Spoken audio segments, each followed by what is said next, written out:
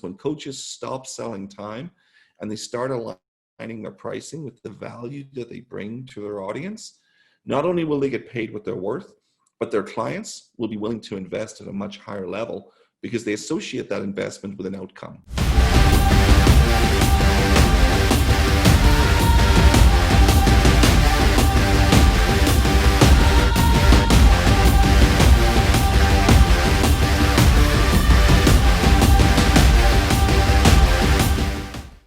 All right. How's it going, everybody? Xander Fryer, CEO and founder of High Impact Coaching, here with our very own chief business strategist, Cathal Walsh. Cathal is actually a longtime entrepreneur with a background in the education and leadership space. And he was able to transition out of his professional career into the coaching space back in 2014, around 2014. So I'm really excited to bring Cathal on today and really dig into what it takes to build a profitable professional coaching business. Cathal, welcome to the show, man. Thanks, Xander. Always awesome to talk to you. See you live. Absolutely. Absolutely, man. So I think, like, obviously I get to see you on a daily basis. So I know the full story. I know how you got to the point where you're at right now. But I'd love for you to just share a little bit of your background, going from a professional role to getting into more of the entrepreneurial world and obviously coaching and building your business and now transitioning and helping, hundreds of coaches with us as well. So. Yeah, thanks, man. And, I think, for many of us, like I was in education for over 20 years and I, done my leadership training, my master's of education, and I was working in school administration and just putting in like a ridiculous number of hours. And I was involved in senior level administration with, leading teams of teachers and all of those good things. And it was very rewarding, but it was exhausting. And, the impact I was having was seeming to be minimal at the end of the day, right? Yeah. In terms of what you can do. And it got to a point around 2014, and I kind of looked around at my peers that were, 10 years older, 20 years older. And I just thought, I don't want to be here. I don't want to be that person. I could see the toll it had taken. And I also like really believe that a lot of the, skills and experience and education that I had applications beyond the institution I was in. Right. And I wanted to explore that. So that was the impetus for me to make that shift. It's so interesting because that's almost like the exact reason why I left Cisco, right? I was making great money. I had great customers, great clients. I was climbing the ladder, but literally what you mentioned, I after 6 years there, I saw the people above me and where I was headed. I saw my pathway and I was like, I'm already tired. I'm already exhausted.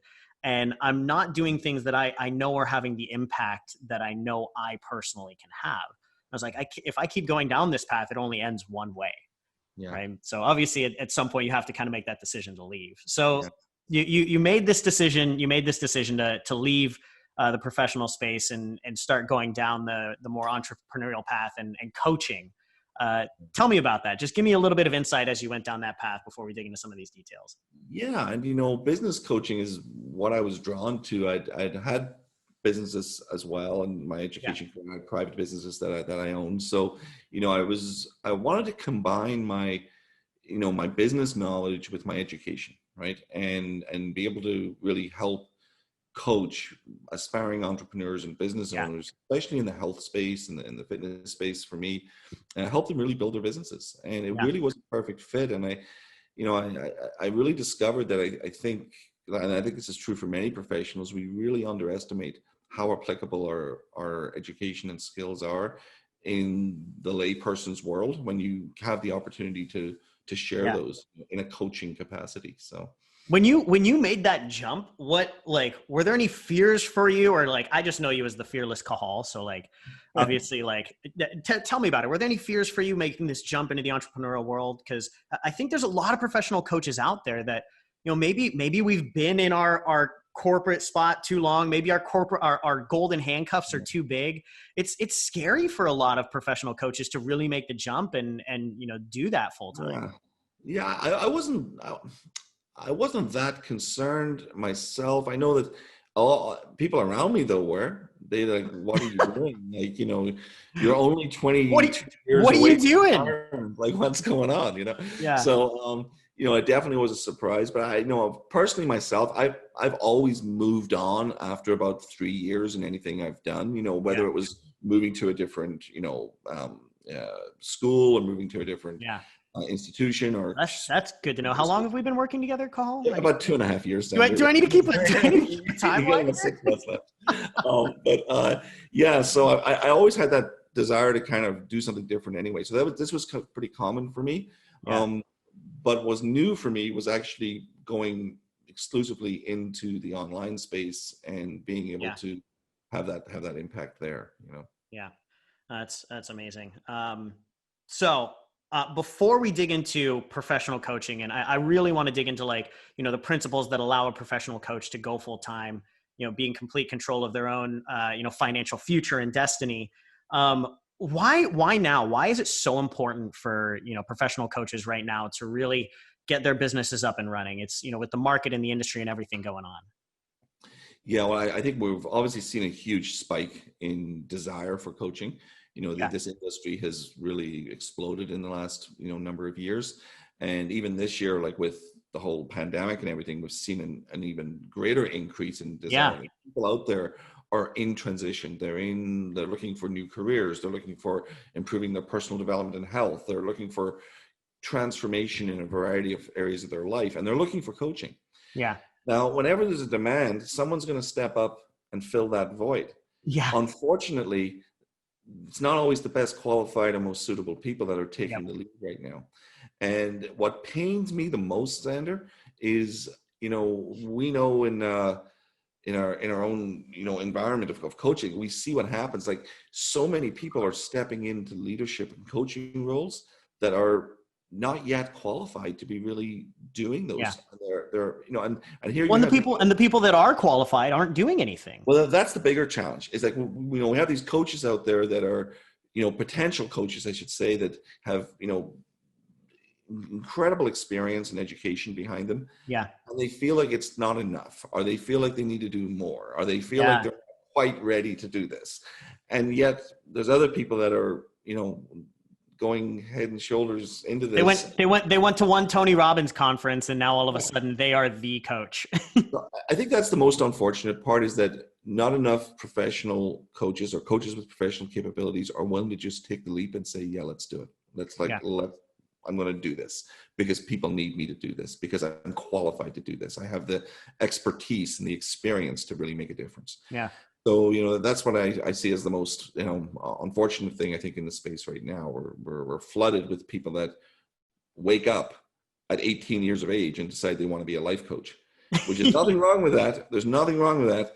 But then you have someone who's 35 years of age and has a lifetime of experience in business or education or whatever it might be. Couple decades worth of experience and then they're hesitant to Yeah. Why? So what? Let me ask you this: why do you think they wait? Why are they hesitant? Why won't they put themselves out there? I think, well, as we know, like we're conditioned by our environment, right? And I think that we've been conditioned in professional careers for the longest time to really value stability and security. It's like the be all and end all. And risk adverse is something that most professional people are. They want that stability. I think what's happened in the last year especially has really shaken the foundation of that. I think people are starting to realize that there is no stability and security, and I need to really control my own personal I think that's huge, right? It's like the safe and stable route we're now realizing is not safe or stable. Yeah. And if you don't take control over your own financial future rather than putting it in somebody else's hands, you're never going to be safe or stable. 100%, man. And and I think that I saw something recently on a post on a social media site, and it was just like someone had written down, never again will I, put my family in this situation. As someone who had just been recently let go from a company where they were an executive for 15, 20 years, and like literally like that, it's over and it's done. And now they're scrambling to figure out next steps. So I think that's the other part of this too. I think that for a lot of professionals, they feel like it's an either or situation, right? They have to quit their day job or quit their executive position or quit their corporate job to do this coaching. And there's a great little piece written a few years ago called the power of and the tyranny of or. Yeah. And, the whole premise of it was that basically we live in a society where you don't have to do either or. You can Yeah. do both.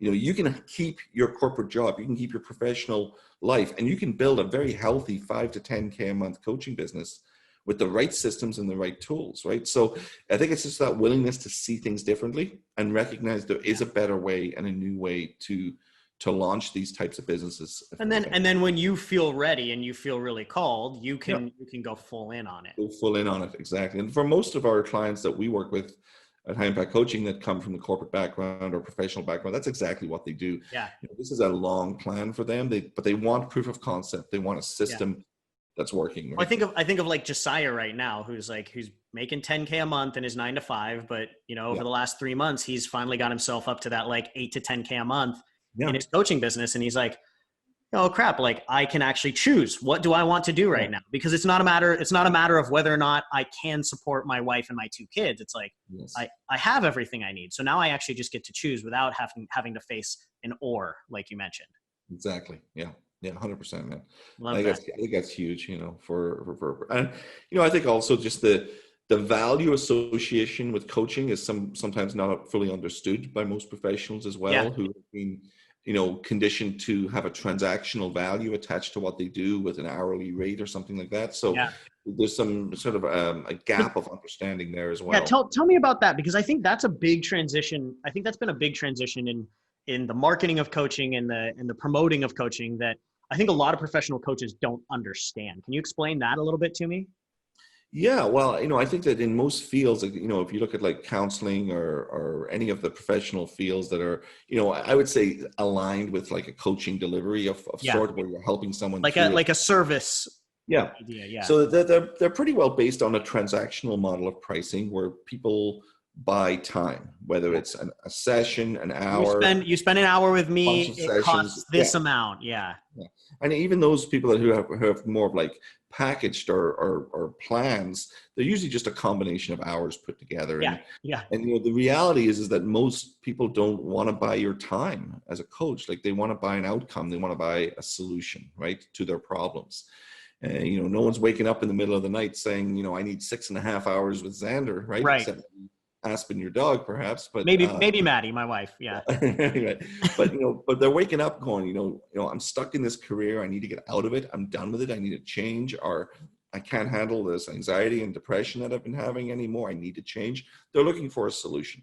Yeah. So this is, it's going to seem like a subtle shift with your pricing, but it's actually a major paradigm shift for the business. When coaches stop selling time and they start aligning their pricing with the value that they bring to their audience, not only will they get paid what they're worth, but their clients will be willing to invest at a much higher level because they associate that investment with an outcome. With an outcome rather than like, I don't know why this always takes me back to like having to like sit in talk therapy for 10 years to overcome something. It's like, you're just doing, you're just spending money, dollar after dollar after dollar versus like, oh, like you can actually help me achieve an outcome. And it also provides the coach with flexibility on what that looks like because they're no longer attached to one-to-one transactional time for dollars, right? Yeah. And I guess the kicker with all of it is that the clients actually get better results because they're invested, right? They're invested in the outcome at a higher level. So, one of the challenges professional coaches face is they have these hourly rates, and they might have a higher hourly rate than most people, but it's still just giving someone 1, 2, or 3 sessions, and it's not really scalable, right? At that level. So, that's kind of the big shift for a lot of professional coaches is understanding their true. Yeah. Let's give some examples here. Like what are a couple of good examples? Maybe obviously you've worked with a lot of our clients. Like what are some good examples of like what a package could look like and be priced like? Yeah. Like what, it depends, in most of the well, we don't have any coach right now that's, I think, charging much less than $3,000 for like an 8 to 12 week kind of program, right? So depending on the space, anywhere from 3 to 15K, depending on what they're offering and how they're structuring it. But certainly like in the leadership space, the career executive space, the business, coaching space, 5 to 10 to 15,000 for 8 to 12 week programs is kind of the norm, in terms of that. And I'm only talking about front end programs. I'm not talking about obviously Yeah. upgrade or extension programs or longer term programs if you do work with a client for a year or what have you. So, it goes up from there, but, certainly, Especially when you're getting into the corporate space as well. We've had yeah. clients charging 25, 35, 50K. Oh, of course. Yeah. Like, if you're, and we're talking about individuals at this point, but yeah, if you work with like, in the B2B model with actual, corporations as well, like that can even increase dramatically, as well Yeah. as working with executives at that higher level also. Right. So, Yeah. No, that's super helpful. So let me ask you this: what do you see being some of the biggest mistakes? And we've touched on a handful of them, but what do you see being some of the biggest mistakes that some of the professional coaches out there might make that's preventing them from taking this full time? it's a cliche thing to say, but get out of your own way, right? I think Yeah. that the No, problem. we don't have our own issues. Like, One yeah, of the greatest, I think, one of the greatest gifts and benefits that professionally trained and educated and coaches have is that they're very good at analyzing. They're very good at yeah, going deep into thought about situations and finding solutions. The problem is that deep analysis can sometimes cause them to be hesitant to actually act themselves in their own yeah. best interest to move forward. So Like certainly perfection paralysis. perfection paralysis is a big one. I think also just a disconnect with understanding what their real value is, because oftentimes many professional coaches have been experts in their area for so long, they forget how valuable what they know and what they can do is. It Yeah. seems like this can't be worth that much. It's just, Well, it's I think part of it obvious. too is they're used to being told their value by somebody else. Well, and that's the other part, right? Is like they've had that attached to them. But so those are some of the big ones, and I think also just that societal expectation of, hey, you already made it. You're already a professional doing what you're doing. You shouldn't take that leap, or you shouldn't step out of that and be something else, right? So, there's all those kinds of factors, I guess, that play into it. What we do see though is the ones who do take the leap, who do make that shift, certainly find reward in it, because for any coach that's listening right now, that's professional, that's, been at what they're doing for a number of years and know that they got something else inside them, something else that's waiting to get out. Yeah. This is the year to do it. Like, it really is. Like, it's everything is available to you to be successful. Yeah. Never been an easier time to become an entrepreneur and actually get your business up and running. So Yeah. 100%. Yeah. Any last thoughts that you have for the the professional coaches out there? I think you kind of hit it on the nose, but in my opinion, this industry is growing rapidly right now, and I want to make sure that the right people are stepping up. Like you mentioned, the demand is increasing drastically. We want to make sure that the right people are stepping up to make sure that they fill that demand to really get people the outcomes they deserve. Yeah, I would just actually, I would leave on that. Like, we desperately need leaders and excellent coaches to enter into this space. And, just because you're not a marketer or a salesperson, because that's not your expertise, you're expert at what you do. Wasn't my expertise when I started, wasn't your expertise when you started. Exactly. So, be willing to learn those marketing and sales and those systems that you need on the business end of things so that you can fully be a leader in this space, because we need really good coaches to step up and be leaders and have impact. And not getting the support that you need to do that is not just holding you back, but it's actually not serving the people who need you the most. So I'd invite all coaches that are in that space right now, whether they're contemplating that, to really give some serious reflection on that whole idea. Beautiful. Thank you for that, Cathal. That being said, I want to go ahead and thank you, Cathal, for coming on today and running through this with us. I think it's going to be really pertinent, especially in the upcoming 12, 18, 24 months, where we're going. For everybody out there, I want to thank you for joining us today. Please be sure to subscribe to our podcast at Apple Podcasts. It's the High Impact Coaching Podcast. And for more coaching and training like this, go ahead and go to our website, go to xanderfryer.com. You can check out a lot of our free content and training there as well. Cathal, thanks again, man. This was great. Yeah. Awesome. Thanks, Xander.